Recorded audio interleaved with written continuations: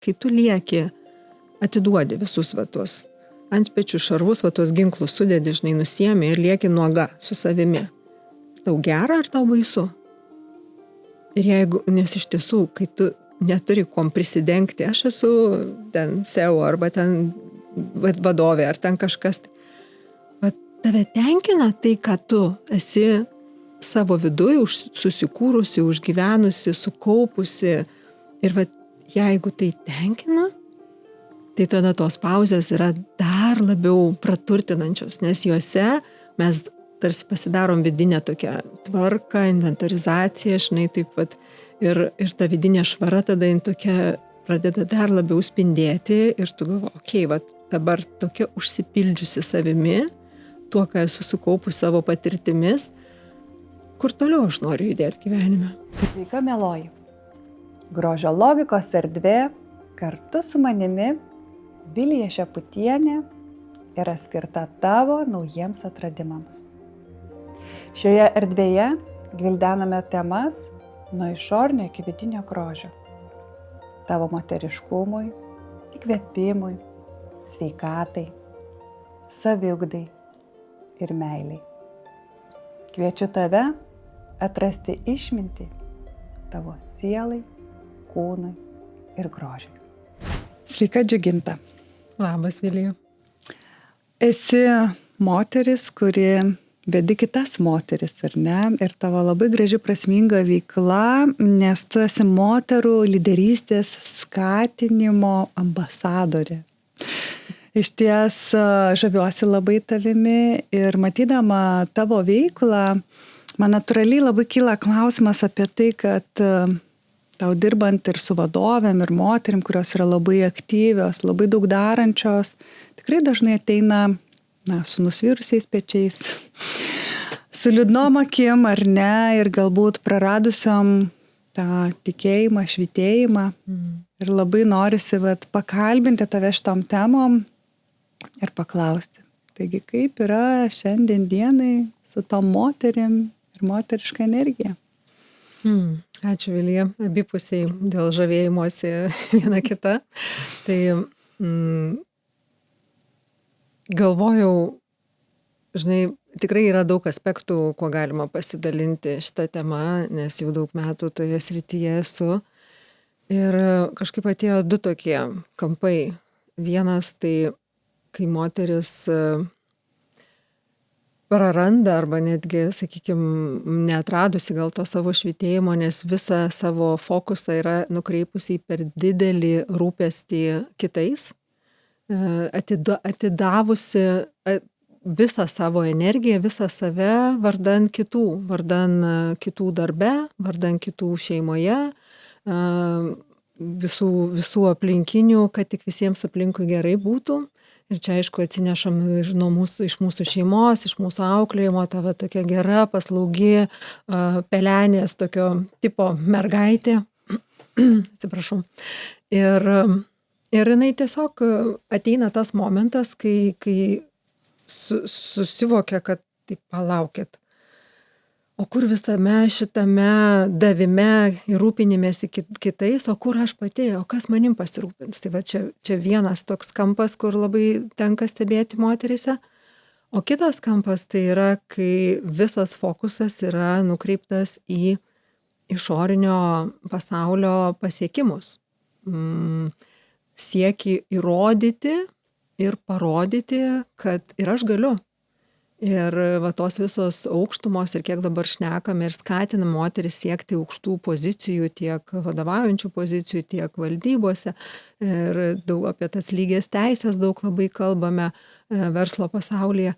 Ir tas įsuka moteris va į tokį kovos ir įrodinėjimo mechanizmą, kad jos pamiršta pasirūpinti savo vidum. Ir tas irgi ateina momentas, kad siekiu, darau, čia dar vienas diplomas, čia dar viena doktorantūra ar kažkokia pozicija aukšta. Ir kažkuriais momentais pasilieka pati su savim ir ten taip viduj gudu gali būti, ne tiek gudu, bet galbūt nejauku. pačiai su savim, vat, ir įvyksta tie tokie lūžiai momentai, kada jos pradeda ieškoti, o tai kaip man susijungti su savim. Bet, sakykime, tokias, aišku, daugybė yra kitų variantų, kaip sakiau, priklauso nuo mūsų, ką mes atsinešam su savim šeimos, iš auklėjimo, mūsų patirčių jaunystėje, kur mes nukreipiame save. Bet sakykime, šitos dvi pagrindinės tendencijos, tai aš jas labiausiai pastebiu. Mhm. Na, iš ties pati labai daug dirbi su moterim, kurios yra versle. Ir labai dažnai verslas yra įvardyjamas kaip kovos laukas, ar ne? Konkurencijos laukas. Ir man labai norisi būtent tavo to tokio įžvalgos įvertinimo, kaipgi yra su ta vyriška energija, apie ją labai tiek daug kalbam, ar ne? Ir tos vyriškos energijos nori, nenori yra versle nemažai ir moterys, kurios tas pačias vadovaujančias pareigas užima arba kūrė kažkokius savo verslus, o labai daug patenka į tą kovos, vyriškos kovos lauką, ar ne? Kaip tu visą tai matai? Na, aš šitą temą tikrai ilgai tyrinėju pati per savo patirtį, jau turbūt 15 metų.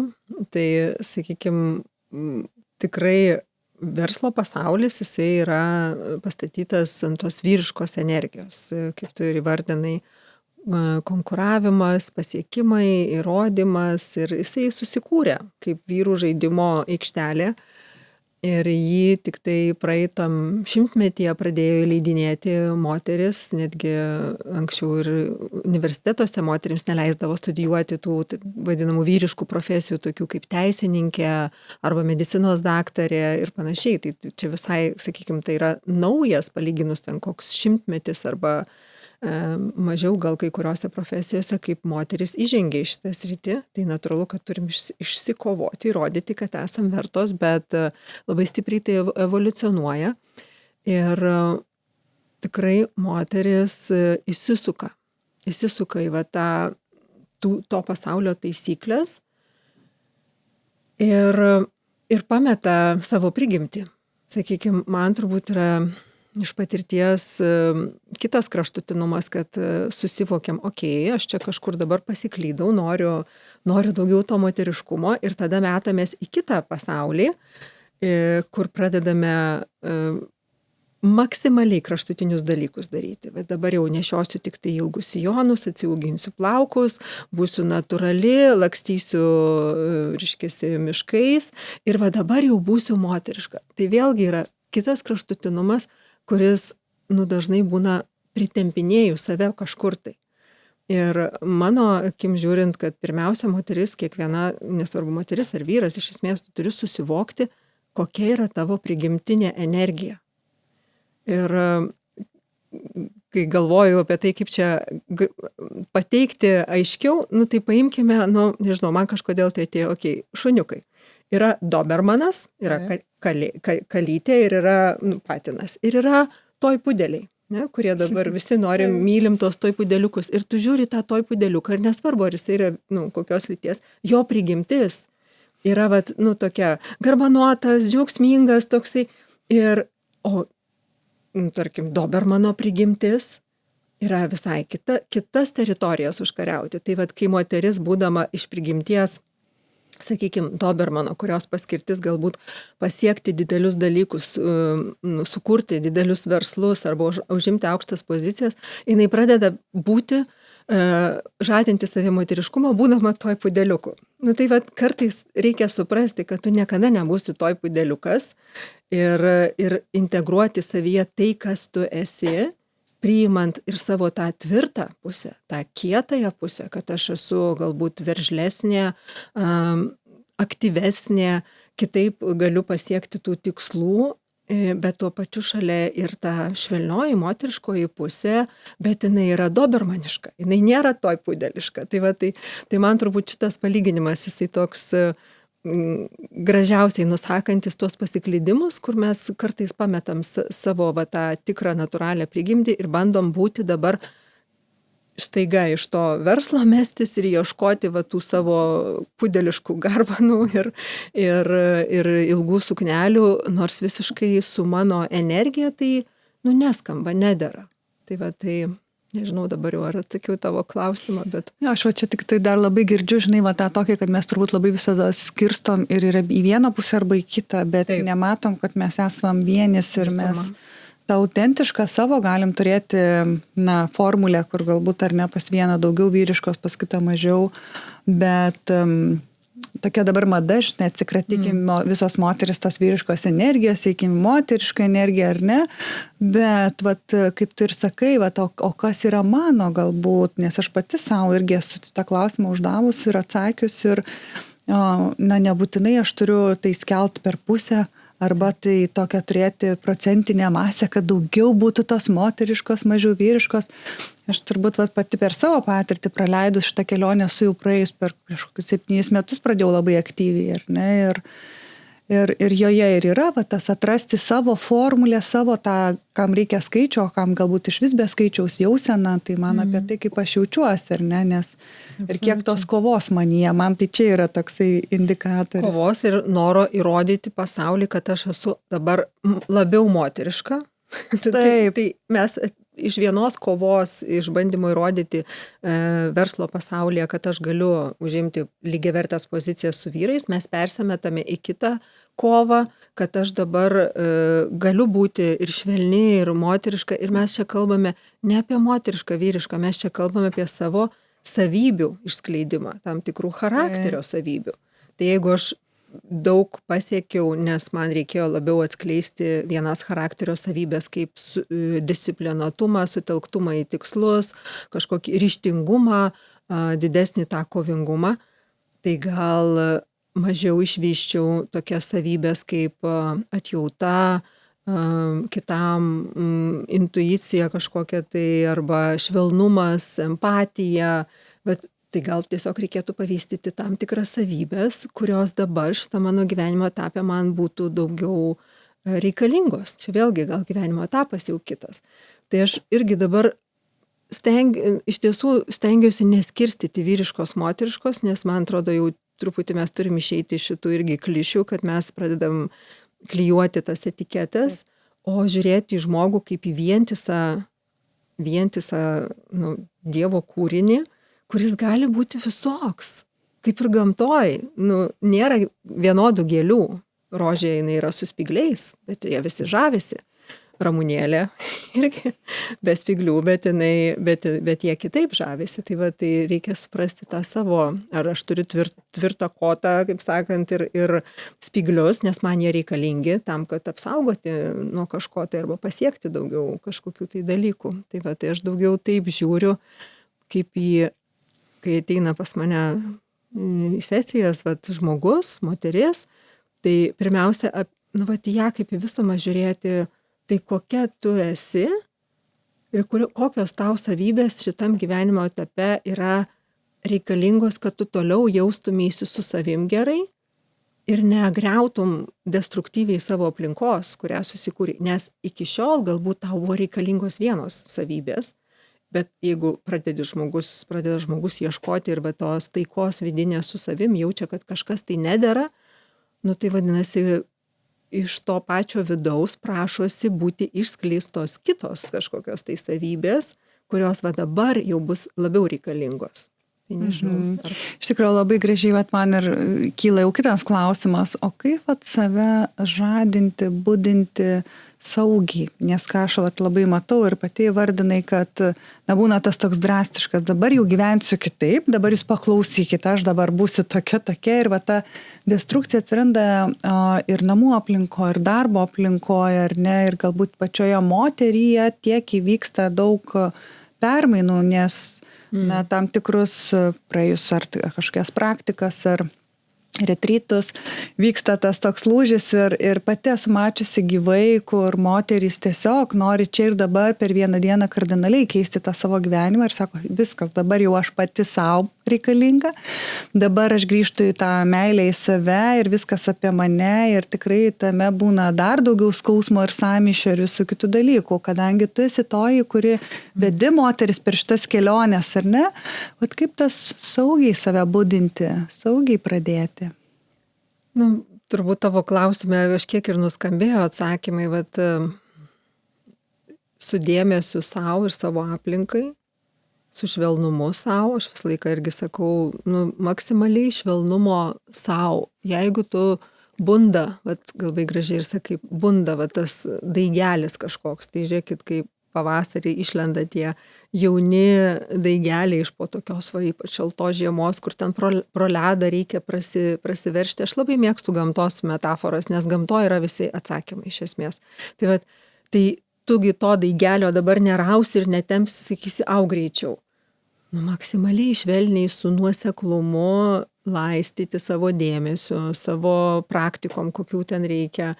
Dabar turbūt nepasakysiu pavyzdžių, nes tai būtų turbūt ir neetiška, nes vienai tinka vieni dalykai, kitai tinka kiti dalykai. Vienoms tinka ryšiui su savim pajausti po dienos gerai išsibėgioti, kaip sakant, tą energiją išpurtyti arba iškratyti kažkaip, kad pajausti tą švelnumą su savim.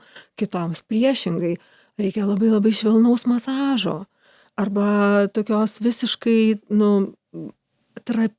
trapios tokios, sąlyčio su savimi per kažkokį švelnumą, kaip tos, vonė su rožėm ar kažkas tai tokio, kur tu tame ateina tas toks, pradedu girdėti, kai leidžiu savo sulėtėti ir sušvelnėti.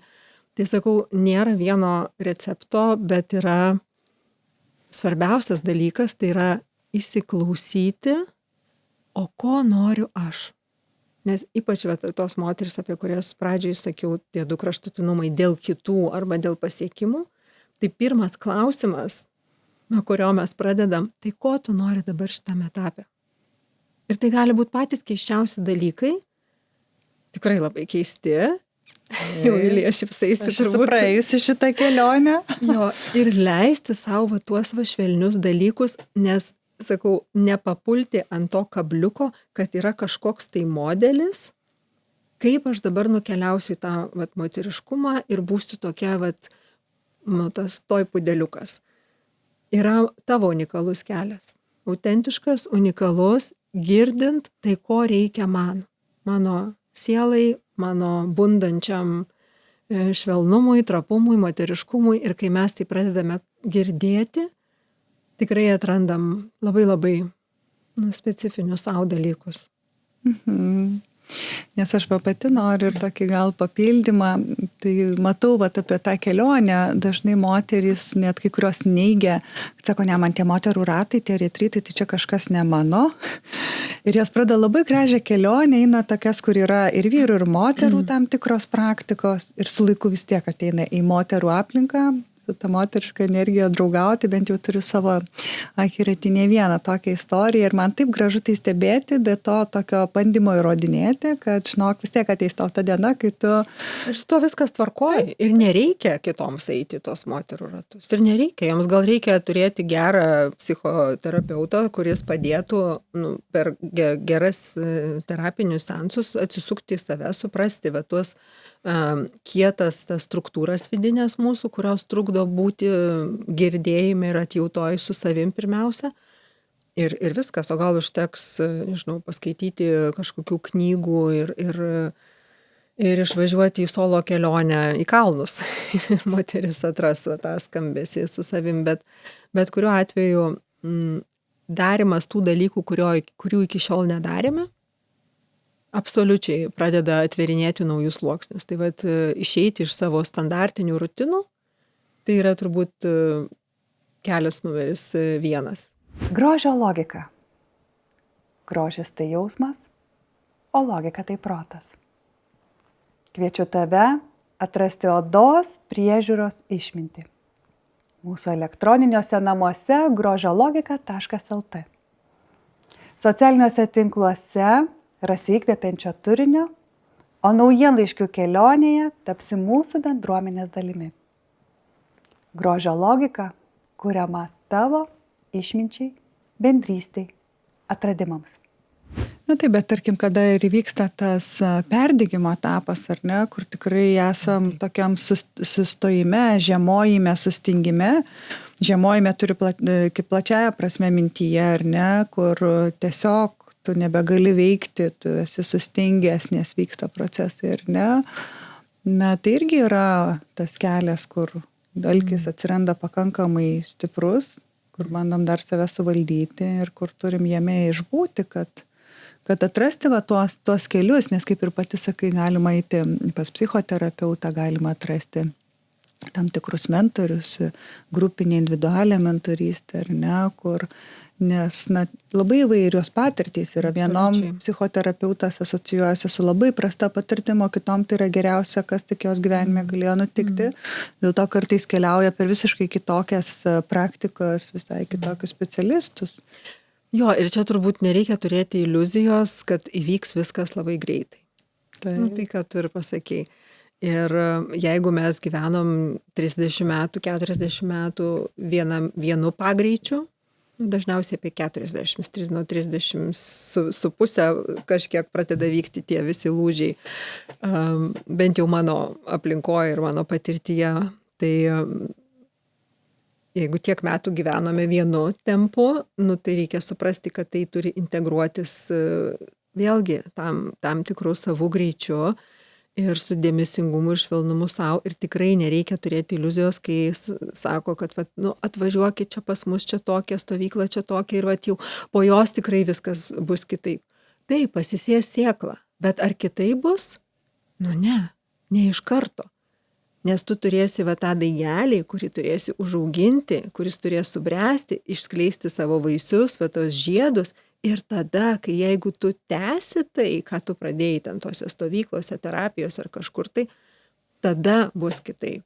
Bet tų tokių iliuzinių vienos nakties pokyčių nereikia tikėtis, nes žmogus yra labai gudri mūsų visa yra pasąmonė ir mūsų visa sistema, kuri vis stengiasi mus grąžinti į senus įpročius, vis stengiasi ir skauda, ir tada skauda. Ir kuo labiau skauda, tuo yra didesnis signalas, kad jau metas pradėti veikti kitaip, pradėti daryti, kasdienius įpročius pradėti keisti. Ir nuo čia prasideda šitos visos magijos, kai mes iš tiesų pradedame savo kiekvienos dienos praktikas, ne kažkur išvažiavę į moterų ratus arba stovyklas, kas yra labai labai nuostabu, ten mes gaunam daug įkvėpimo ir daug patirties, ką gali kitos moteris daryti. Ir tai, jeigu sugebam integruoti į savo kiekvieną dieną, atsikeliu ryte, reikia vaikams padaryti pusryčius, reikia į mokyklą išlydėti darželį.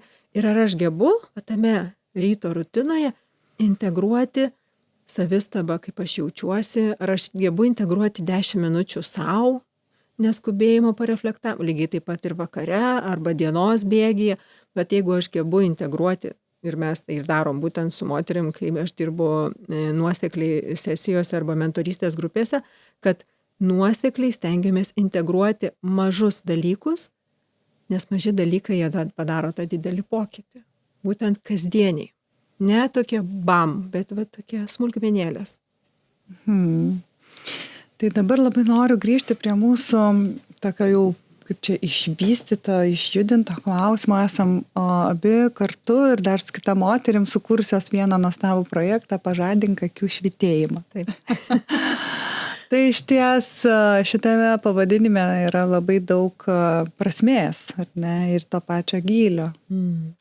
Ir tas akių švytėjimas, apie ką jisai tau pačiai, ar ne, ir ką mes kada kūrėm, ar ne, kaip mes tą akių švytėjimą įvardyjam, kuris nėra tik viena akių zonos makiažas. O taip. Visų pirma, tai kalbant šitam kontekste, tai irgi akių švytėjimas labai labai priklauso nuo mūsų gebėjimo pasirūpinti savimi. Tai faktas, jeigu aš gebu susidėlioti savo gyvenimą taip, kad aš esu ir pailsėjusi, ir išsimiegojusi, tai aišku, akys švyti. Bet lygiai taip pat jos gali švytėti, jeigu aš labai labai daug dirbu ir dar turiu nuostabią šeimą ir dar turiu kitų daugybę įsipareigojimų. Lygiai taip pat akys gali švytėti, kai mano viduj yra taika su tuo, ką aš darau, suderėjimas. Aš pasirinkau tokią karjerą, aš pasirinkau tokį verslą, aš pasirinkau tokią šeimą, aš pasirinkau būti tokiuose santykiuose, kokios turiu šiandieną. Ir jeigu aš esu suderėjime, sakykime, kad su savo pasirinkimais, tai akys ir švytės. Netgi jeigu labai labai pavargstam. Net jeigu grįžtam po darbo dienos ir dar vaikai lipa ant galvos, mama patikrink namų darbus, arba rytoj, kaip ten būna, sako, į darželį reikia kažkokią ten pasiūti, kažką ten paskutinę minutę naktį siūni.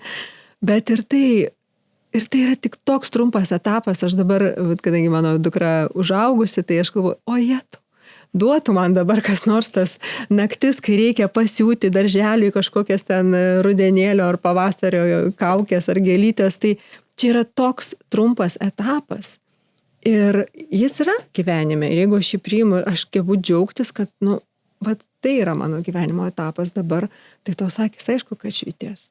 Iš tiesų, kaip įsivertinti moterį, įsivaizduokim, kad ir galvoja, kaip ir viską turiu, ar ne, šeimą turiu, darbą turiu, kaip ir nėra blogai, tai čia švyti mano tos akys ar nešvyti, ar ne? Kas tai indikatoriai, kad mes suprastumėm, kad aš esu ta moteris, kurios energija švyti ir kur tai yra akivaizdu? Čia irgi, žinai, iš tos serijos sąrašiuko. Tai tikrai nepasakysiu, žinok, aš sąrašo, nes, kažkaip tai jaučiasi. Pati žinai, kad jaučiasi. Kad jaučiasi, taip. Žiūri tą moterį ir jauti, kad, dera. Tai, ką jinai šneka, dera, ką jinai pasako su tuo, kaip jinai tai pasako, iš kurios kūno vietos ateina ta informacija, ar iš jos įtemptų pečių, ar ten nuo galvojimo įtemptos galvos, ar iš atsipalaidavusio kūno, tokio, kuris yra ašis, savo ašyje, kad pilvas yra irgi atpalaiduotas tėkmėje su savo ta moteriškos galios ir kūrybinė energija. Ir tu jauti, kad ta moteris tai, ką daro, jinai daro visa savimi, tokioj pilnatvė. Ir aš netgi neturėčiau sąrašiuko, bet man tai yra apie absoliutų jausmą, bet tiesiog jaučiasi. Jaučiasi, kai sutinki tokią moterį ir turbūt tos, kurios kelia tokį klausimą, tai gal dar nėra iki galo, nes tos, kurios jaučiasi toj darnoj, nekyla turbūt tas klausimas. Tiesiog žinai, kad jeigu ir pameti kažkur tą švytėjimą, kad tai yra trumpas etapas, žino, kaip jį atstatyti vėl. Tai man yra apie jausmą. Ir darnos jausmą. O kaip tada su ta moterim, kuri žiūri veidrodyje save ir mato, kad jos akys užgesia? Ar ne? Ir kad ten to jausmo nėra. Kad viskas sustingė, apmirė, aptirpė ir kur tikrai tie etapai, kur norisi pabusti ir tu nežinai, nuo ko pradėt, kur pasibelst, ką daryt, o gal nedaryt. O kartais ir nedaryt. Žinai, kartais mūsų darimo ir vartojimo visuomeniai iš tiesų kartais moterims tiesiog reikia pabūti nedarimo režime, nes moteriška energija jinai atsistato būtent horizontalioj padėty, leidu savo pagulėti, leidu savo sustoti ir nieko neveikti, tiesiog stebėti, tekančią upę, tarkim, ar ten mišką, ar saulėtekį, saulėlydį. Tai kartais ir toks receptas galėtų būti, nes tame nieko neveikime pradeda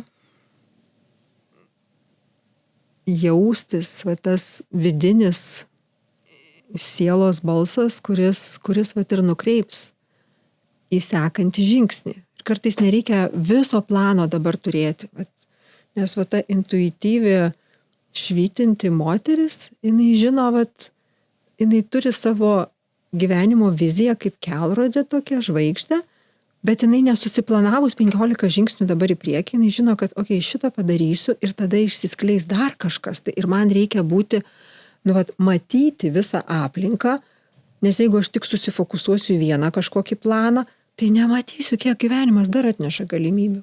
Tai ir absoliutus pasitikėjimas, kad jeigu aš atsidūriau dabar šitoj savo gyvenimo tamsoj, sakykim, tai yra reikalingas šitas etapas, kad išsibūti ten ir tada padaryti vieną žingsnį. Kai padarysim vieną žingsnį, matysim, ką daugiau galima padaryti. Tai nuo ko pradėti? išjausti, ko reikia man. Galbūt tikrai reikia išvažiuoti į kažkokią retrytą ar išsibūti, o gal reikia pokalbio su gera drauge, su kažkokiu tai žmogumi, kuris padėtų išgirsti save. Iš esmės, ne kuris pridalintų krūvą patarimų, dabar daryk tą, padaryk aną. Ne, kuris tau padės, vat kaip veidrodžio atreflektuoti ir išgirsti save, kas tau būtų sveikiausia, tvariausia, sakykime, čia dabar tvarumas irgi ant bangos, tvariausia tau skleistis ir eiti į susitikimą su savimi, su ta savo autentiška savastimi. Ir man kaip tik labai dabar va toks peršasi mintis apie tą cikliškumą, kad moteris, gal visos mes norim būti tom švytinčiom akim, ar ne? Bet tai yra kaip siekiamybė, tačiau suvok, kad tai nėra amžinybė ir kad tai nėra, kad jeigu jau man įsižiebė, tai jau čia taip pat ir varysiu iki pabaigos ir kad tai turi tam tikrą ciklą. Ir mes gyvename ciklais ir aš šiemet žaviuosi mūsų gamtos ciklų grožiu.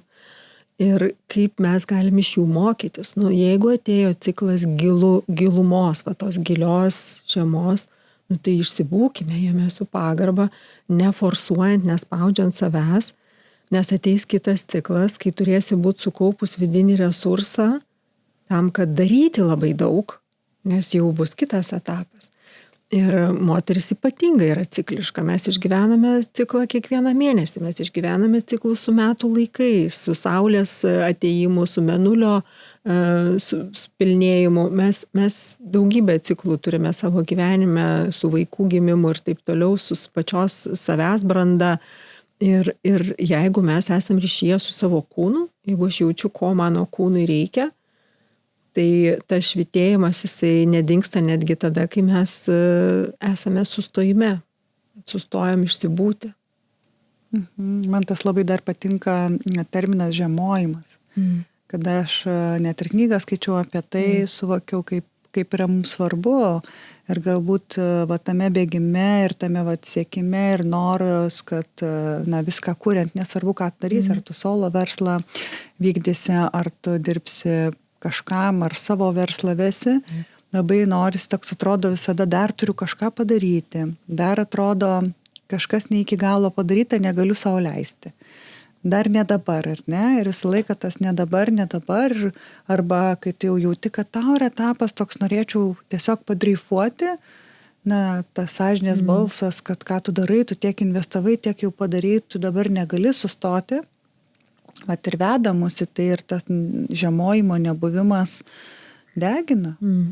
Žinai, dar labai irgi tokią refleksiją turėjau neseniai iš keletos pokalbių apie tą etapą, kai dabar yra madinga, irgi, nežinau kiek madinga, kiek gyvenimas taip pat veda išeiti į niekur. Ir, tarsi, kaip tu sakai, baisu paleisti, jeigu savo verslą turi, tai ypatingai baisu, nes yra tam tikros atsakomybės, įpareigojimai, žmonės, kuriems tu sukūrei darbo vietas, bet tarkim, jeigu tu esi samdomam darbe ir jauti, kad jau, viskas, tu išaugai galbūt tą poziciją, organizaciją ir kartais vertybiškai galbūt geriau tą trajektoriją pakeisti ir išeiti niekur yra realiai, žinai, dėl ko labiausiai baisu. Už tai, kad kai tu lieki be titulų, be jokių titulų, bet tu ant pečių, tu lieki pati su savimi. Ir vat pagrindinis klausimas, čia neseniai sesijoje vienoje moteris ir klausė, kai tu lieki, atiduodi visus tuos ant pečių šarvus, tuos ginklus sudedi, žinai, nusiemi ir lieki nuoga su savimi. Tau gera ar tau baisu? Ir jeigu, nes iš tiesų, kai tu neturi kom prisidengti, aš esu ten SEO arba ten vadovė ar ten kažkas. Tave tenkina tai, kad tu esi savo viduje susikūrusi, užgyvenusi, sukaupusi. Ir jeigu tai tenkina, tai tada tos pauzės yra dar labiau praturtinančios, nes juose mes tarsi pasidarom vidinę tokią tvarką, inventorizaciją, žinai, taip pat. Ir ta vidinė švara tada tokia pradeda dar labiau spindėti ir tu galvoji, dabar tokia užsipildžiusi savimi, tuo, ką esu sukaupus savo patirtimis, kur toliau aš noriu judėti gyvenime. Tai va tada tos žiemojimas arba tos pauzės, jos visai kitos kokybės, kai mes nebijome pasilikti su savo to nuogumu, vidiniu nuogumu. Tai iš tikrųjų tada jau norisi tokio truputėlį ir praktinės įžvalgos, ar ne, iš tavęs. Galbūt yra tam tikros, kad ir paprastos praktikos, ar ne, kurios vat ir padėtų pabūti savo kokybei, su tuo savo nuogumu, ar ne, nežinau, pati esi tikrai aktyviai praktikuojanti tam tikrus dalykus ir tikiu, kad mentorystėse vedant tikrai integruoji. Gal bent jau vieną ar kitą dalyką įvardinti, ką klausanti moteris galvotų, o gal ir man reikėtų pabandyti. Tikrai yra daug dalykų, kuriuos pati esu išbandžiusi ir aš pasidalinsiu keletą, bet prieš tai labai labai noriu pakviesti klausytis vidumi, širdimi. Nes yra daug knygų, yra daug podcastų ir mes dalinamės, bet tai, kas tinka tau, konkrečiai tai moteriai, kuri dabar klausosi, tik tai tu pati gali suprasti. Ir nereikia iš karto nubraukti visų patarimų arba iš karto griebtis visų patarimų, bet išbandyti. Vat su smalsumu. Mano gyvenimo taktika buvo, kad aš noriu pamėginti smalsiai, su smalsumu eiti. Ok, kažkas sako, anksti ryte keltis yra labai pagal Vedas, mes keliame su tuo, reiškiasi, atviniu laiku, kai bunda žemė, labai tos aukštos vibracijos energijos ir tai yra nuostabus laikas susijungti su savim, su savo dieviškumu, su savo vidinė pajauta. Bet aš buvau visą gyvenimą labai, ta pelėda, kuri mėgsta ilgai vakaroti, ilgai pamiegoti. Gerai galvoju, o galiu aš leisti savo pabandyti, kaip tai jaučiasi gyvenime.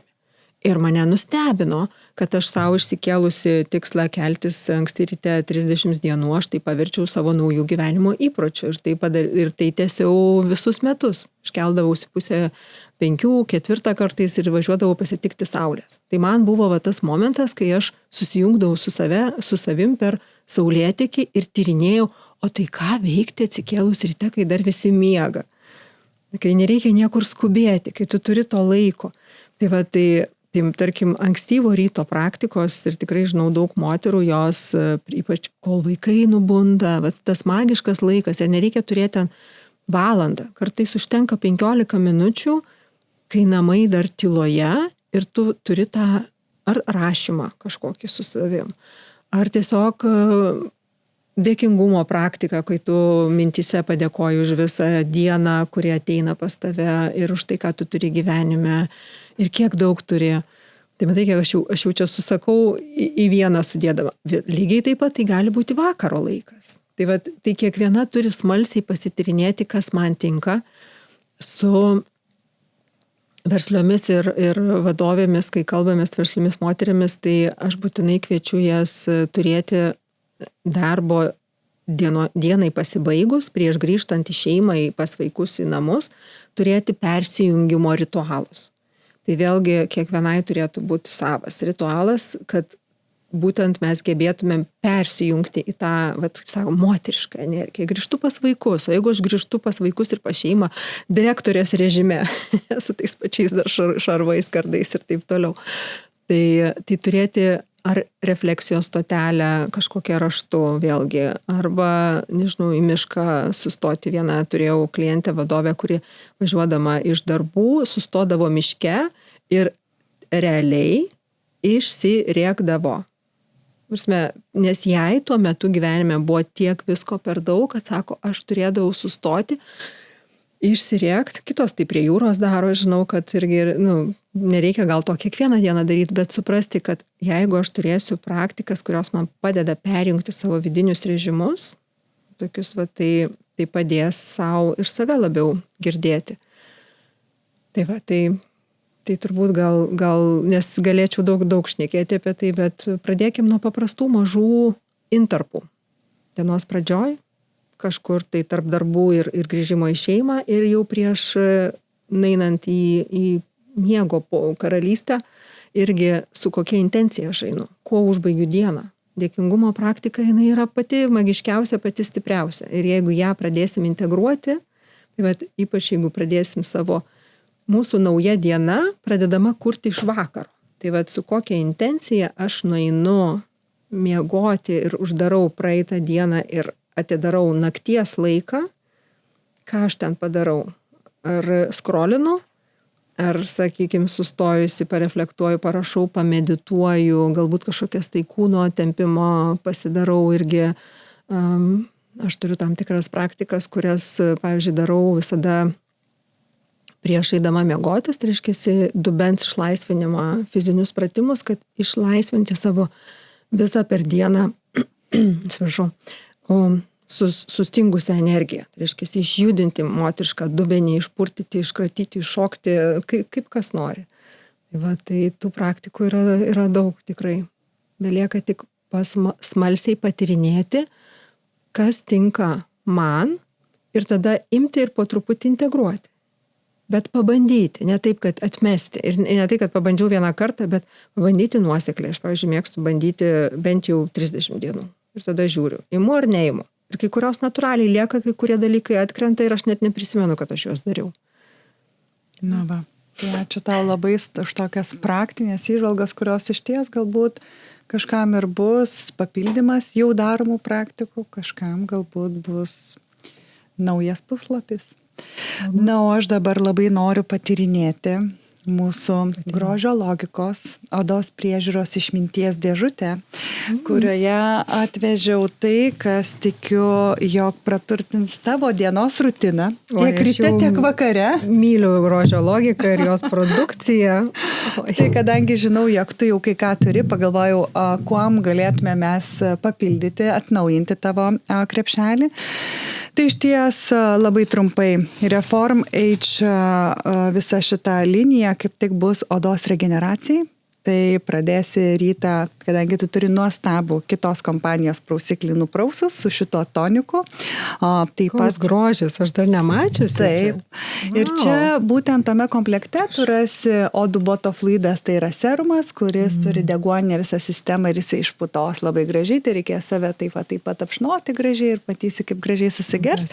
Ir būtent iš šios linijos paakių kremas ir dienos vakaro kremas, kuris neturi to vadinamas 24 valandų, neturi ryto ar vakaro.